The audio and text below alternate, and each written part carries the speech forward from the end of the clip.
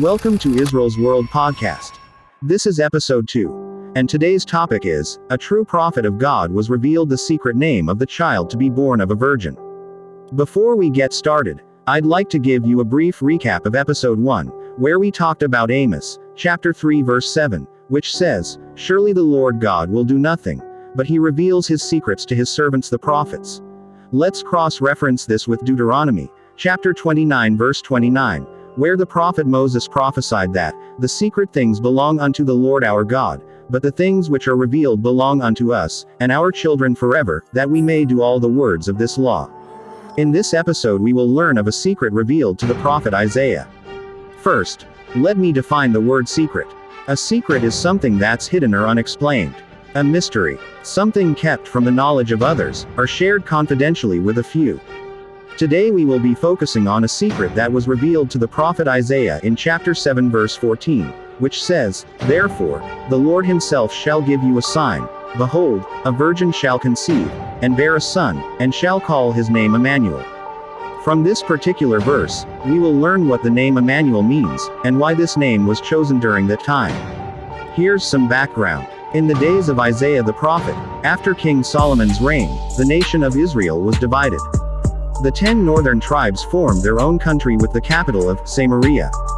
This country was then referred to as Israel, while the 2 southern tribes formed the country called Judah. During the time of Isaiah, the Assyrian Empire was gaining power, and the other nations in the area were scrambling. Israel joined Syria in a pact of mutual defense against Assyria, and they pressed Judah to join them. As Ahaz, king of Judah, resisted, Israel and Syria threatened to attack Judah, and replace King Ahaz with their own king. God told Ahaz to ask for a sign that God would protect Judah from their enemies. Ahaz refused to ask, so God promised his own sign, the sign of Emmanuel. It was during these dark times, when the kingdom was divided, joined forces with non-believers, and fought against each other. Needless to say, the kingdom was on the brink of self-annihilation. Many had gone astray and forgot the God that brought them out of the land of Egypt. The place of mental, physical, and spiritual bondage. So, God gave the prophet Isaiah a revelation to give to the people, in order to give them hope and confidence. And to bring them back into remembrance of one very important thing, that God was with them. This revelation, this secret, was Emmanuel. Emmanuel is a masculine Hebrew name meaning, God is with us. This revelation and prophecy later came to pass in Matthew chapter 1 verse 23, which says, "Behold, the virgin shall conceive and bear a son, and they shall call his name Emmanuel." Which means, God with us. It is easy to forget sometimes that God is with us, especially when going through some of the darkest times in our lives. But the prophet Isaiah let us in on a secret, that no matter what we may be going through, God is with us.